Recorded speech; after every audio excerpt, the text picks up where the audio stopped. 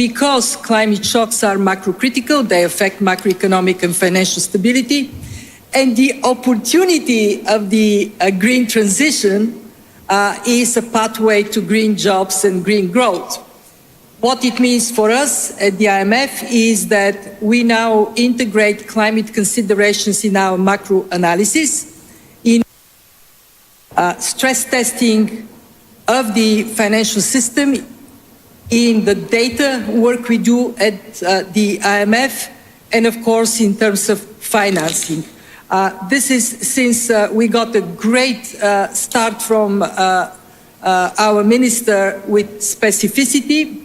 Let me tell you, we have exceeded our target for the Resilience and Sustainability Trust. John Kerry, U.S. climate representative, has stressed the importance of having no additional coal-fired power plants allowed anywhere in the world. In a post on X, Kerry pledged to join the Powering Past Coal Alliance alongside Emmanuel Macron, calling it an essential step for keeping 1.5 centigrade within reach. Kamala Harris, the U.S. Vice President, called on nations to stop building new, unabated coal power plants. Is in fact doubles the number of deaths over the other sources of air-carried pollution. And coal is about PM 2.5. When you measure the PM 2.5, it's double for coal. Now, we don't need that necessarily to tell us we ought to be transitioning out of coal. There shouldn't be any more coal-fired power plants permitted anywhere in the world. That's how you can do something for health. And the reality is that we're not doing it. And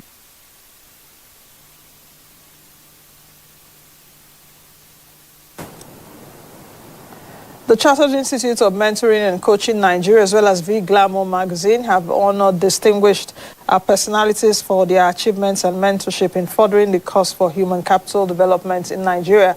Our reporter, Neoma Meji, has more. Naji, a TV anchor and executive producer of Moneyline with Nancy, have bagged 2 personality awards in honor of her excellence, innovation and purposeful leadership across sectors in Nigeria.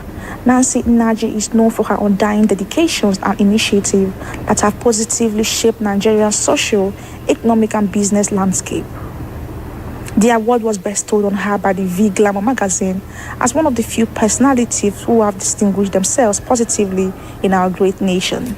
Also, at the Chartered Institute of Mentoring and Coaching Nigeria, she received an award of mentorship and leadership excellence for her contribution to fostering the cause of human capital development in Africa. According to the president of the institute, the move was geared towards recognizing the essence of mentoring and needed structure for business development in Nigeria. Things can be said about mentoring and coaching. It's a very vast and a very important topic, and the institute, for it known, it's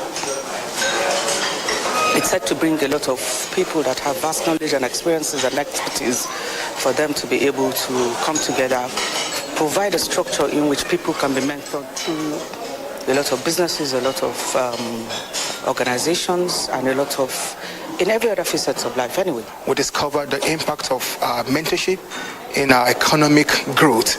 Nations have been built by men in their own country. So we discovered that through mentorship and raising the bar and helping and supporting ourselves, we can also reach leaders that will help in building governance and sustainable growth in Nigeria. Every society is made up of individuals. And once you have individuals who are equipped, you have individuals who have been mentored by those who are knowledgeable in areas where they seek to be relevant, there's going to be impact. Effective mentoring services and coaching needs to be properly enhanced for the betterment of the society and economic growth in Nigeria. Norma Omeje for Moneyline with Nancy.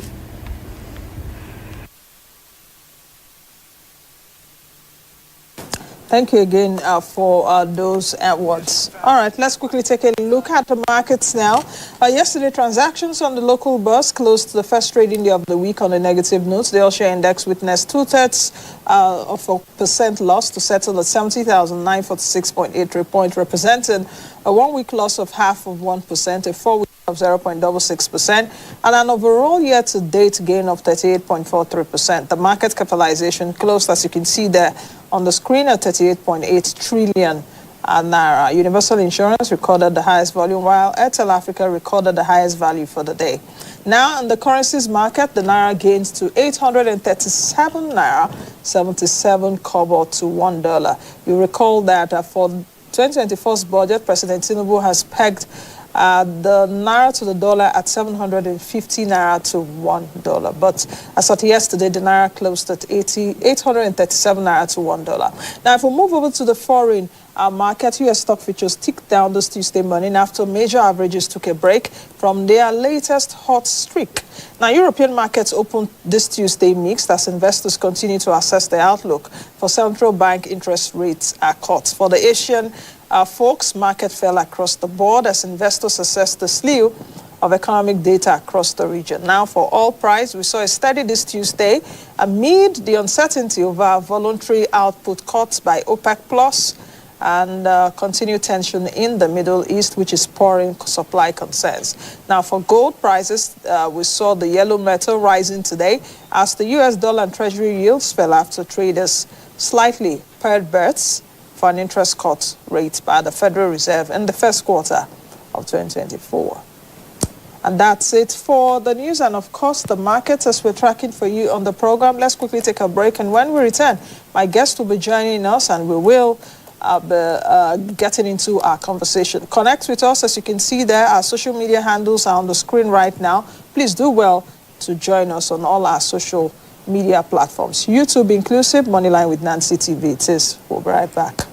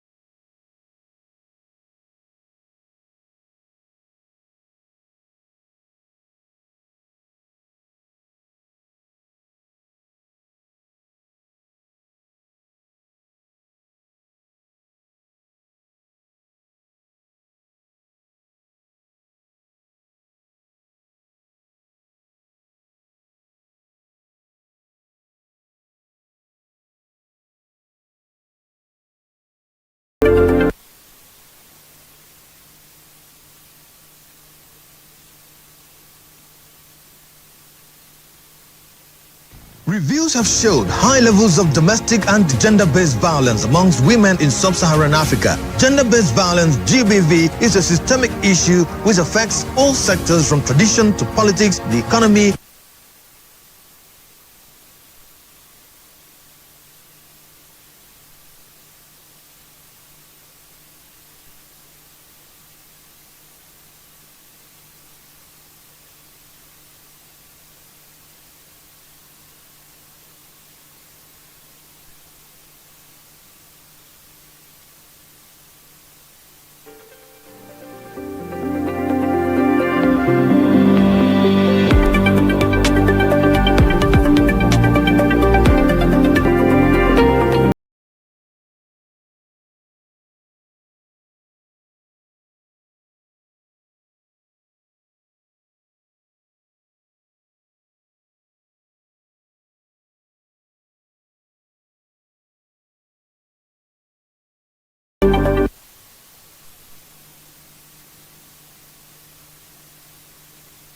All right, welcome back to the program. As you could see, the Kalu Aja, a financial expert, is joining me here. Financial and economic expert is joining me, Kalu Aja. Good morning to you, Kalu, and welcome to the program. Hello, Nancy. How are you doing today? Good to see you. Good to see you too. I'm well. Though I'm not seeing you. Director, please, can I see Kalu? Now I can see you, Kalu. Good to see you.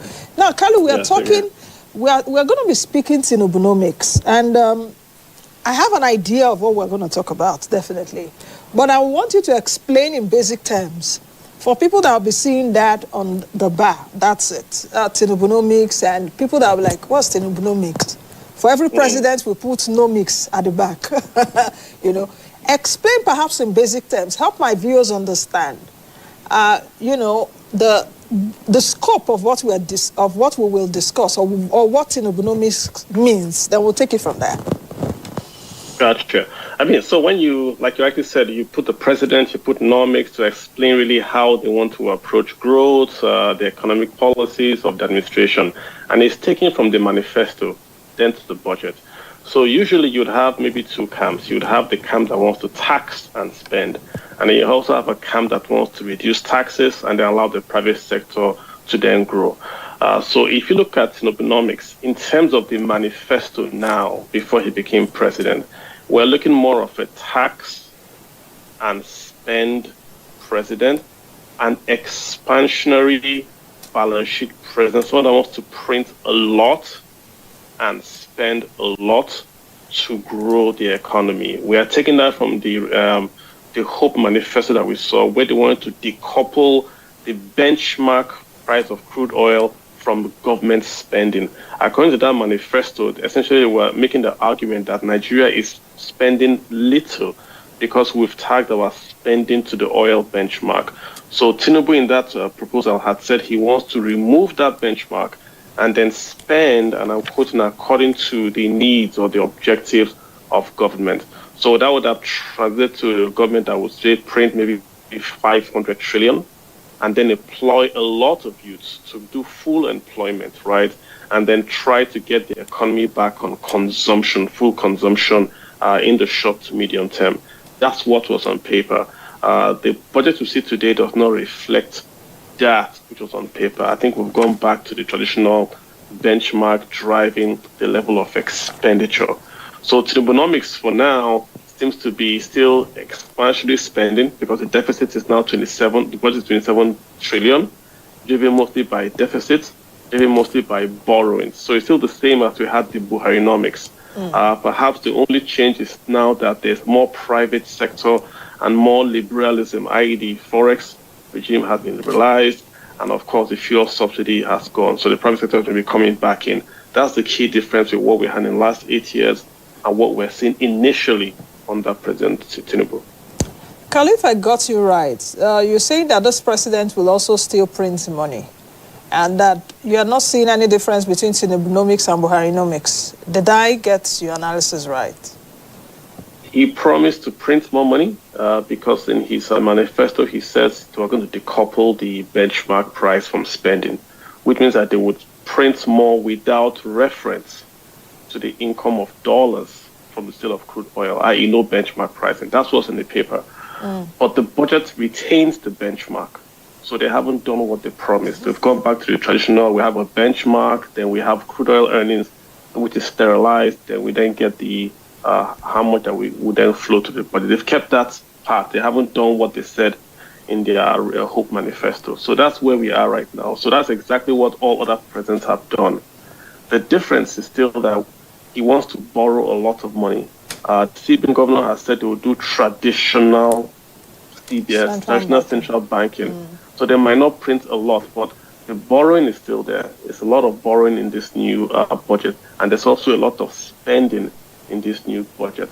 Perhaps they are going to now remove the subsidy and then spend that excess vis-a-vis unlike the other administration that kept the subsidy and then borrowed to still spend. That's the key difference with both administrations. So I'm just thinking now, and I'm trying to tie this, because for economics and economics is a bit tied. Perhaps where President Buhari has stopped, he printed a lot of money. The former central bank governor is still, in Kuje as we speak right now are facing that. We also have seen reports that the former central bank governor, that there are allegations that if he meets the bail condition, they would also pick him up. That's also what we are getting. I just needed to put that there in terms of also what we are discussing, because if you're saying that the past administration, President Buharinomics borrowed the most, at least in history, in economic history, his budget was, I don't think his budget was perhaps expansionary. I'm trying to understand President Buhari's economic plan. His budget was a bit expansionary, but contractionary somehow, because this was a man that was printing money, telling the Central Bank of Nigeria what to do. Godwin Emefiele at that time was printing, no thanks to COVID, no thanks to crude oil price that came down to almost $0, $20 per barrel at a time. No thanks to the recession of 2016 that was humanly caused by us, you know. So how do you tie that, and how do you look at that administration with Tinubunomics now that has said it, the budget deficit, because the Minister of Finance and Atiku Bagudu, who is the Minister of Budget and Economic Planning, have said, okay, our deficit for 2024 has been reduced from about 6.something% to about 3.88%, trying to convince us that there's something there. But I'm looking at, no, you people shouldn't do magic. That we understand what you guys are doing. I don't know if you're seeing what I'm saying. So I'm trying to compare a Buharinomics with an Emefiele, with a Tinubu, with a Cardoso. Gotcha. Yeah. I mean, look at it this way. The Buhari and Emefiele, basically, I think they were running against themselves. Look at it this way. The Central Bank of Nigeria would print almost 23 trillion. And then the federal government of Nigeria retained subsidies. So all the forex that they got from the sale of crude oil simply went out the door to subsidies for PMS. Then when they then printed the Naira, they raised interest rates to fight the inflation that they themselves caused. They tried to do food inflation by funding farmers with these anchor programs. That didn't really work to bring down food price because of the insecurity.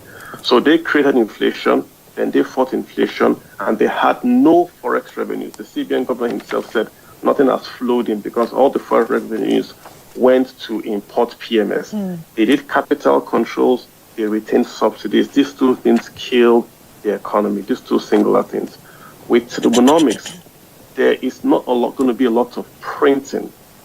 What we're seeing now, we've got the new CBN governor has said traditional central bank banking, but the savings from the exports of crude oil will then go now into that spending. We've seen them retain the humanitarian payments to the poor, and they've borrowed that money. But they have a lot of monies now in Naira flowing from the removal of subsidies from PMS. Even though that has been reinstated a bit, they still have a lot of leeway from that, and they are also taxing more. So the core difference is that there are still going to be lots of spending, but how are they funding that spending? Buhari funded his spending by printing. Looks like Tinubu will fund his spending by the removal of subsidies and the increase of taxes on Nigerians. That's going to be the core difference, but still a lot of spending. The main thing he said, which was that he would simply print, that is Tinubu print without the oil benchmark. I haven't seen it in this budget, so I presume that maybe for this budget they won't do it. Maybe the next one, we are not sure. But for now, it's simply take the oil subsidies and spend, even at a deficit. So it's a deficit finance budget. Explain what deficit financing means for our viewers in the very late term. It just came to my mind now because a lot of people may be thinking, what is Nancy and Carlos saying? These people are just too technical. This means that we earn 100 naira, but we're going to spend 200 naira. The difference is 100 naira is going to be borrowed or printed, more or less. Yeah. Okay, so I hope our viewers understand that. Now, if you take a look at the posture of Cardoso, and Tinubunomics also includes central banking, and Cardoso has said that it will be more traditional. It's going to go back to the orthodox way of central banking. So in a late time, let me explain it to our viewers. You know the Orthodox churches, the old ancient churches, like Catholic, Methodist and Anglican. And that's the way the central bank says it's going to go now, not Pentecostal way. Shout hallelujah. No, not that way. So Cardoso is saying, I'm going to go the Orthodox way. Where there are moms, there is love. Golden Terra Oil, for pure love. With these alignments that President Tinubu is going to do, at least from his own fiscal year in 2024, how do you see that complementary role coming in? And will Cardoso succeed? Because Cardoso's CBN will also be chasing the increase in money supply and the increase in currency circulation, which will also be against his mandate of price stability.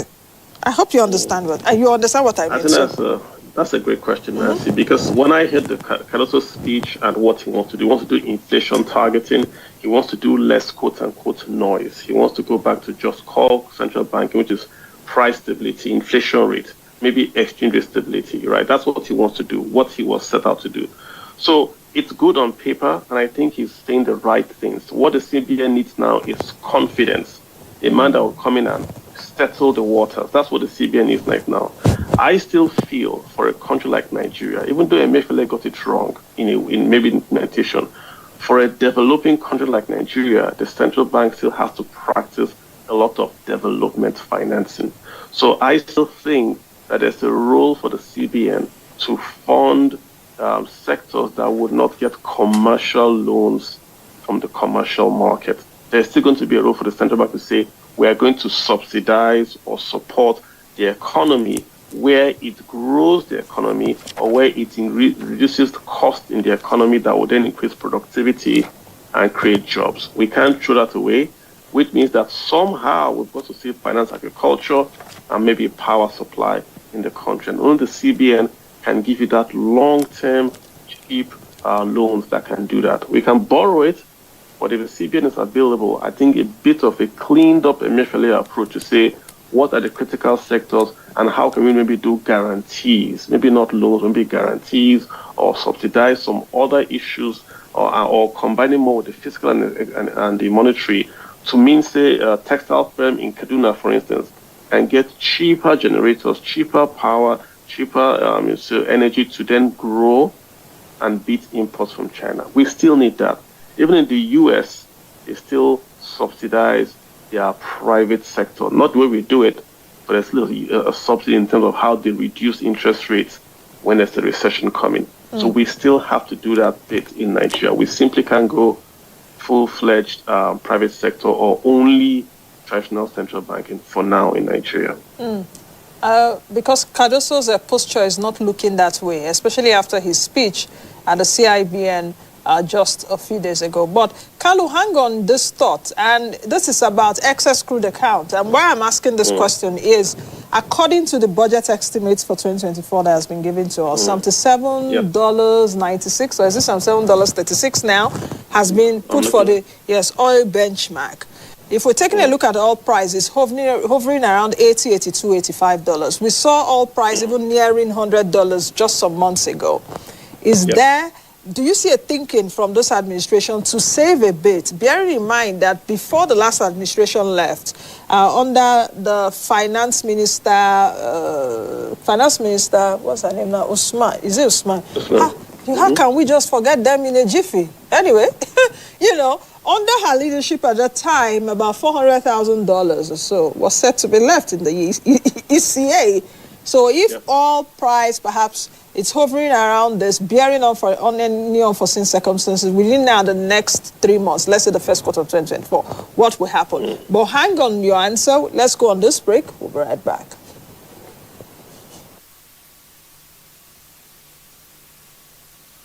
The Southeast geopolitical zone in Nigeria is facing huge security challenges. This has impacted negatively on the region.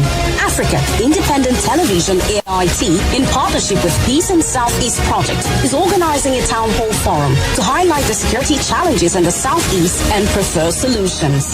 The town hall will discuss the wide impact of insecurity in the region, review ongoing efforts in tackling it, and suggest alternative solutions. Date is Wednesday, Friday, December 6, 2023, and time is 10 a.m. to 12 noon. The town hall will hold in AIT studio in Asokoro, Abuja, and will be broadcast live on Africa Independent Television and all its social media platforms. Join us as we seek permanent solutions to Nigeria's security challenges.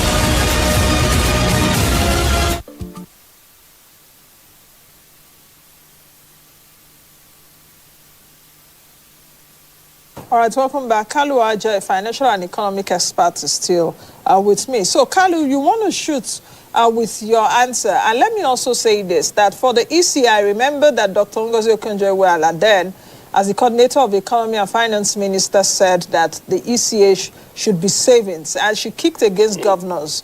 Then I remember Governor Amechi then kicked against her. I think it was perhaps Peter Obi then that said, among the governors, that said, no, come on, guys, let's save. And I also do know that between 2011 and 2014, about 2.9 trillion naira was shared from that ECA for governors. So I'm wondering what a President Tinubu would do with that if the ECA, if savings from this will, be moved to that ECA, or how do you also think they can legalize that ECA? Because I don't know if you remember, there were issues around, restructuring that ECA, as it were. Yeah. I think that's the first thing, that the ECA is not savings, right? It's not designed to save money. The whole idea is that when we export crude oil, the price fluctuates. So what Ngozi Okonjo-Iweala were trying to do was to sterilize or to have a price that we can plan with. So if oil price is whatever it is externally, if we pick a price, say $80, we only use $80 in the budget. That means that we can plan around $80. If the price goes to $90, it then goes to the ECA. So the ECA itself is still FAC, in quote, just a memoranda post for FAC. It's not savings per se.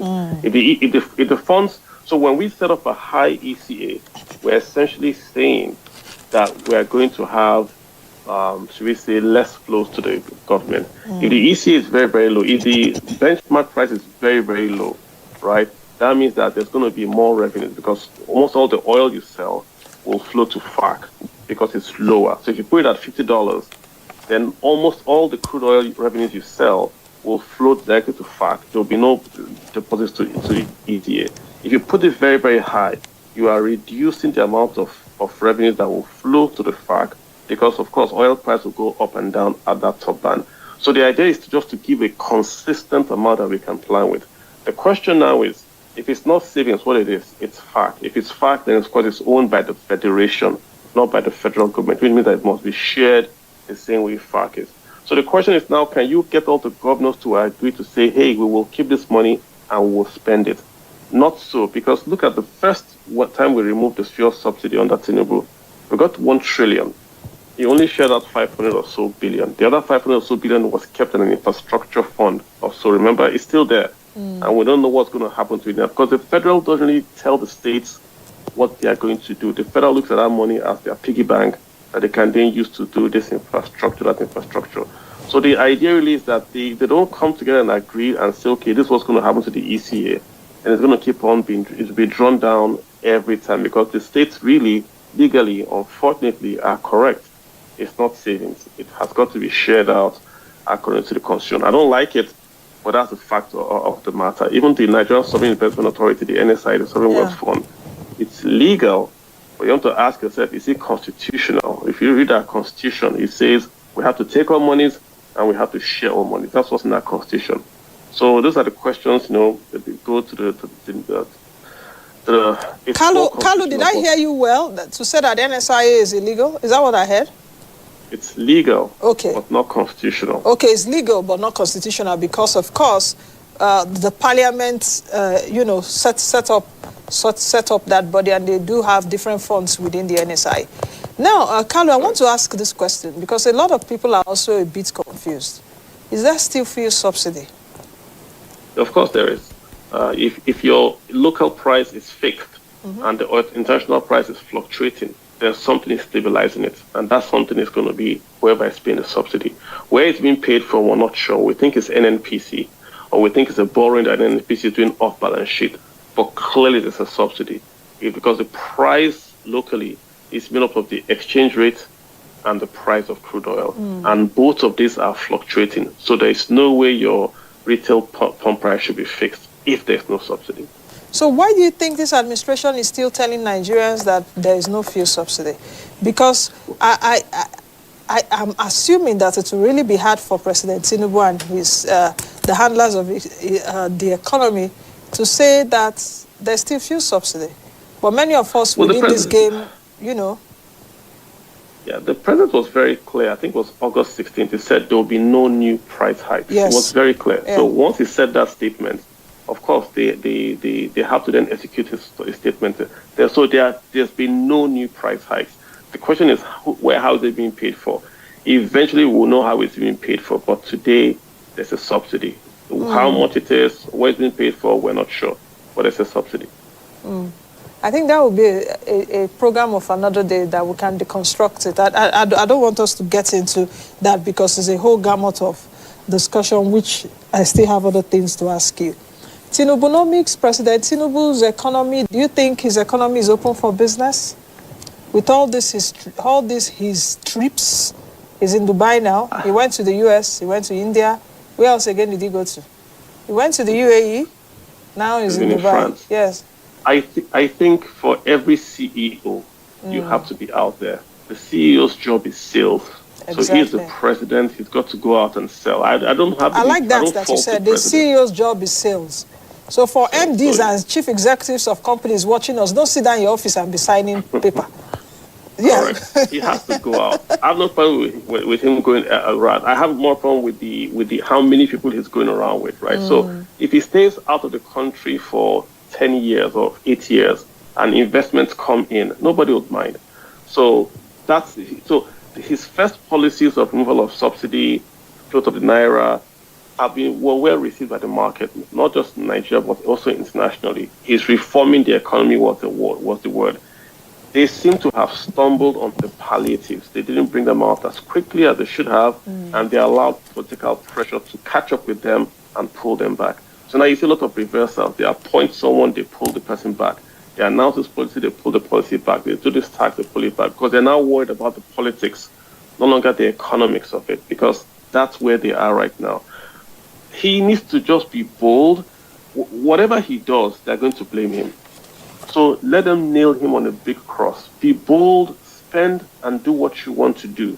Then wait for 24 months and then say, this is what I've done. If you start to micromanage yourself now and say, I don't want to appoint this person, I don't want to do this spending because they will talk, it's not going to help you. So I would just say, have your plan and release that plan to the public and say, this is what we want to target. This is our big goals the next 24 months, and then do it. And try to ignore the noise. There's going to be noise. Ignore it and move. That's also our advice. Do you think that President Tinubu's negotiating skills will bring enough foreign currency into the country in terms of value addition of what we're seeing right now? Nigerians are really crying as per COP28 delegation to Dubai. Government has come out to say, okay, it's 422 people, but nobody's also asking the question around government agencies on that too. You know, when I saw that yesterday, I was like, government, don't try and be smart with us. Some of us also get sense. Do you understand? See, this administration has very, very bad understanding of optics. It's not just, it started from when they had the long convoy of SUVs when they took away the fuel subsidies. Then they had the private jet issue with his son. Then they had the National Assembly saying they want to import cars, and they have nowhere to cut revenues from. In terms of optics, this administration has failed completely. They don't seem to understand that you have to, even if you are pretending, you have to come out and give a human face or say, we understand the plight that you're going on to. The COP, everyone is in COP, even the IG of police is in COP, doing what? It's not the number per se, but look at, that is an import. When you are going to COP, you are importing. So all those guys in COP are taking dollars for Ester code. Even though they are non-government workers, they are still getting the dollars from Nigeria. Those dollars should have gone to the imports of other essential goods in Nigeria. So that's the point with it. We need to be more, should we say, more attuned to the mood of the country. This is a country where you just increase minimum wage to 35,000 naira a month. Don't even try to convert that to dollars. And then you're going and spending so and so in a hotel or going to COP. It's not jiving. So back to your question, Nigerians want someone that they can trust. Trust brings investment in. You know, before your election, we said it here, Nancy, that if you elect people, then if the foreign revenues or the remittances can flow back to Nigeria because people trust that you will do more funds. If people are going to spend their money, they won't bring the dollars back, or they won't bring it back through the CBN. They'll bring it back their own way because they don't trust the official lines or the official structure of government. So trust is very important. And right now, Nigerians feel this government doesn't know how to spend money, that they are spendthrift. That's just the reality. So do you think that the government is saying one thing, President Tinubu is saying one thing, and his actions are saying another? Because that's what I'm hearing from what you're saying. I think the people around him are optic dead. The people around him, maybe he's a businessman. The president is a businessman. I think he understands how to go to a president and say, I need investment. He gets that. But the structure of governance around him, I think, are not attuned with him. The National Assembly, for one, is a big stumbling block to him. The optics that body gives off, it's totally off. You know, to import cars and to defend cars. At least we're importing cars because roads are bad. You know, it's laughable and it's also annoying. You want to build a house for 15 billion today, when 35,000. What did NLC ask for? 15 billion.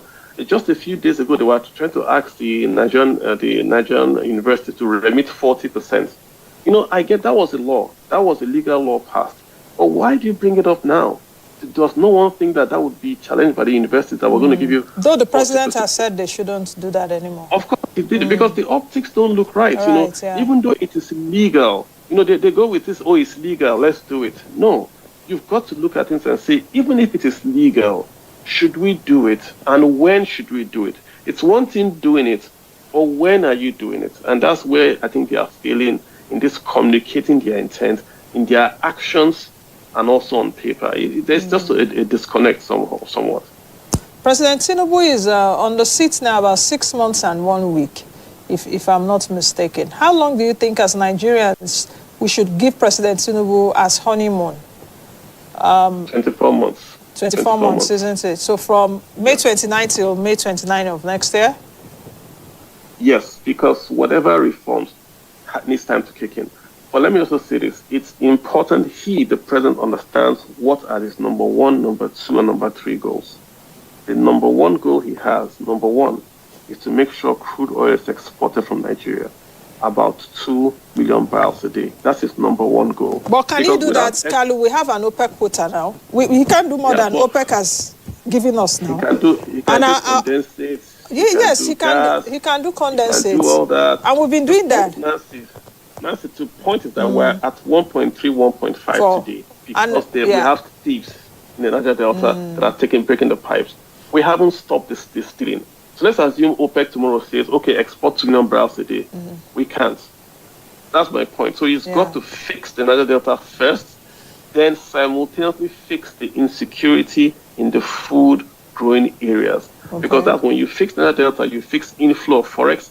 When you fix insecurity, you fix inflation. Those are the 2 most important goals he has to fix. And he has to do them well within 24 months. I mean, he has to do them immediately. I'm not sure if the security is taking number 1 in the budget. Perhaps don't use that security budget to go after the bandits, clear them out of the food processing area so the food output can go up, so that food inflation comes down, and then we can stabilize prices in Nigeria and exchange rate.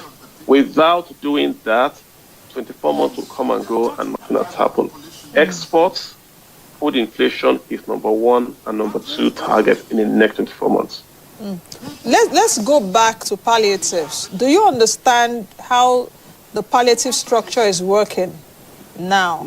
Because some months ago, I think in August, the states were given cash of 2 billion naira. States were credited with 2 billion naira each. I spoke with a few governors, and they did tell me, they confirmed to me at the time that they've gotten their 2 billion naira cash for palliatives.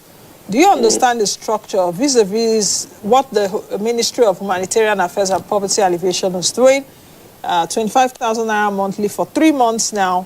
That's 75,000 naira. As against what was said earlier on in the year about 8,000 naira, which many Nigerians kicked against, and Governor Soludo at that time was the leader of the committee at that time to say, okay, let's have a committee, let states come up with whatever they want to come up with. But it seems that we're not hearing anything again about palliatives. Well, the initial plan, I'm not sure if an economist advised them. If you take money and go to the market and buy goods, the price of the goods go up. So when they were spending the money on palliatives to buy goods locally, because that was instruction giving, go to the local market and buy goods, but they wanted to drive consumption, they simply increased the price of the foodstuff. So the palliatives became, quote unquote, an inflation tax on the Nigerian population again. Because when you send that money into a market, say in Makurdi or in, say, Abia, the price of rice is going to go up if you buy rice locally. So the palliatives in that sense did not work. In my own local government, 30 bags of rice were sent. 30 from my local government. And they said it's from a party guy or from someone else. But it was a mess. The way you do a palliative in a sense like Nigeria is to target what can immediately go around to everybody. I said it before. Do zero VAT or do zero in cost of import of food. If you did that, that's going to be an instant salary increase to every Nigerian because food prices fall. And how do you pay for it? You then pay for it through the customs losing revenues. So instead of taking 5 billion to giving people to go buy food, we should have told the customs, allow food to come in for 1 month. 1 month, 30 days, you can bring in whatever food into Nigeria. That would have dropped food prices. Customs would have lost revenues, but that would have been the cost that we still used to send money to the states. It would have been the same thing. And everyone in Nigeria today would have gotten a palliative because the cost of food would have come down. And remember, the poorer folks spend more per capita on food than the richer folks. So we missed that opportunity.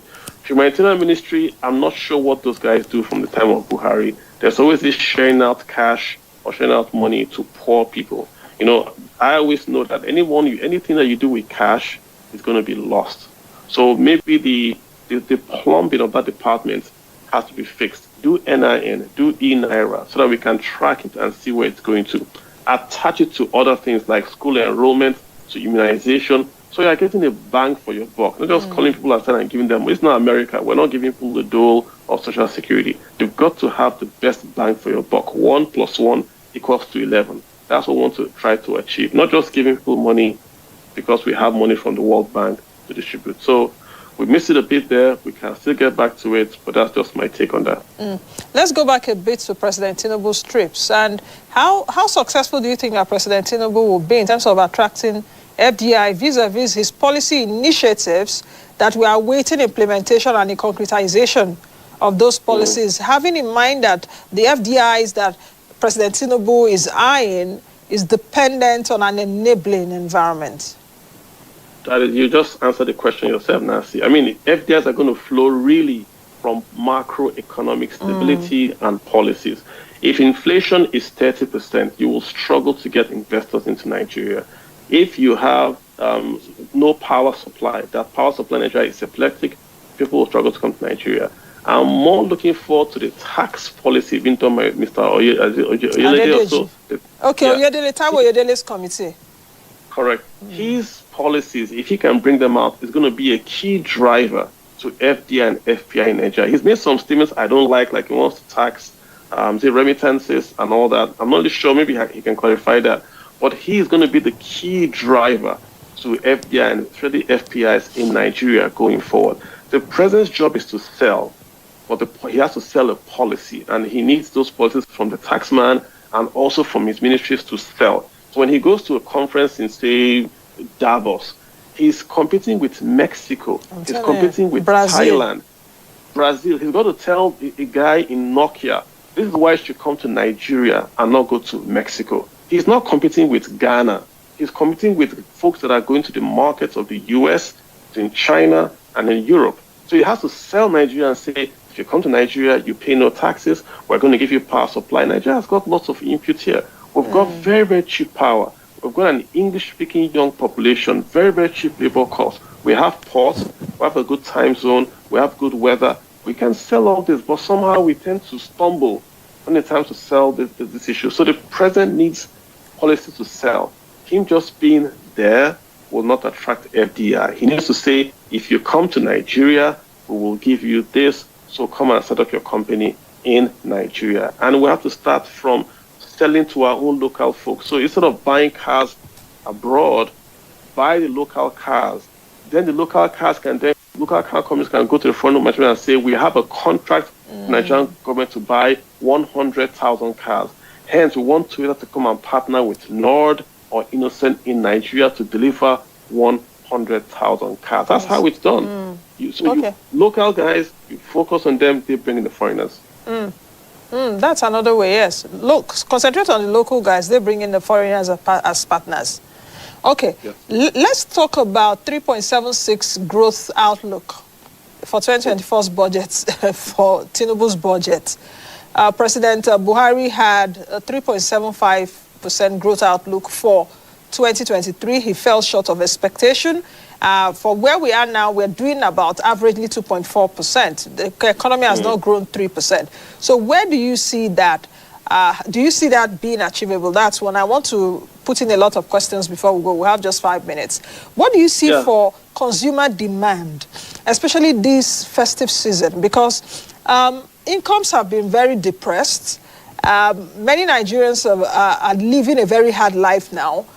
Nigerians are dangerously living on credit right now. So where do you see consumer demand as Christmas is coming? Then the third question, the third question. If you want to describe Tinubu's government, Tinubu's economy, that's Tinubunomics in one word, what will that be? So those three questions. Sorry. Got it. Yeah. So the first one was on, I know you talked about spending. Yes. Consumer spending has been zero from 2022, according to the Nigerian Bureau of Statistics. It's been flat. It's actually negative. So we've got to get that back up. So that's the key thing for the president, to get it back up. How do you get people to spend? You give them more income. The first one you asked about the growth rate. Growth 3% is laughable. We would easily get to 3%. We easily get to 4 or 5% easily. But the Nigerian population is growing at 3%. Nigeria used to grow at 6, 7, 8%. Just in 2012, 2013, 6, 7, 8. We should not. America is a larger economy. They are growing faster than Nigeria. So we should grow at least faster than our population, which means faster than 4%, before we even start to say, okay, what are we even doing? So anything below 7% for Nigeria growth is really negative, because we have to grow faster to create jobs for the young folks out there. So 3%, 4% won't cut it. Last one word to describe Tinubu's government. Yes, Tinubunomics. 6 months and 1 week. If you had to say what we've seen in what has happened in the past one, I would say maybe hopeless. And it's on a renewed hope agenda. Yes, we had hope, and it's been hopeless for the last 6 months. Wow. Going forward, I would say I would be charitable. I would maybe put something in terms of tepid towards the optimism side of it. I would say I think they have some things that were breaking their favor. I'm a bit optimistic, very warmly optimistic. So I would say tepid. For the last 6 months, they've lost many opportunities in the last 6 months not to grow the economy, to get the confidence of Nigerians behind them. I think they are worried too much about politics, and they have to forget the politics and focus on the economy. If the economy is good, everybody will support them. But this president has been focusing on the economy. I've been saying it on the show for the past couple of months that he's been giving me topics to discuss every day. Unlike President Buhari. Yes, because it's like, yes, Tinubu has been focused on the economy. Carlo, perhaps, are you a bit fair with that? No, the thing is that they are changing policies because of politics. Subsidy has come back because of politics. That's the point I'm making. That they have it's a difficult one, balancing social economy. It's tough. And we said it before, it's going to be painful. they're going to have painful reforms. When you say they're going to be painful reforms, you lead from the top. You also sacrifice, your ministers sacrifice, everybody sacrifice, then you implement these painful reforms. But you can't tell me it's going to be painful, and then you are in Brazil and your nurse is buying new cars, then I won't support you. Okay. My director says sign out, and I know she's a very, very stringent director, but 30 seconds. Let's take you back to 2011, 2012, where we had 6 to 7% growth, but then it was a jobless growth. What will be the difference? At that point, we were growing at 7, 8%. We still did not have jobs. So what can change? What will be the difference? What should President Tinubu do? I think she should focus on the job creators, agriculture, trade, and agriculture trade. Focus on that. That's where you get the jobs from, right? Okay. We had jobs, but we're coming from a zero jobs to a new jobs. So we had that, quote unquote, the economy was growing faster than the population, but we had jobs. Yeah. I think we'll leave it at that. We'll leave it at that, Carlo. Thank you very much. Always nice conversing with you. Let's do this again sometime soon. But if we don't see before the end of this year, Merry Christmas. Happy holiday in advance, and we'll see. Is it happy holidays? Already the holiday season. I will see you in 2024, God willing. So take care of yourself. Amen. Thank you so much, Nancy. Appreciate you, and thank you so much. Thank you. All right, I've been speaking with Kalu Aja, who is a financial and economic expert. We've been talking about Tinubunomics, and that's it for us today. I am Nancy Naji. Be the best you can be, and be the change you want to see. Bye.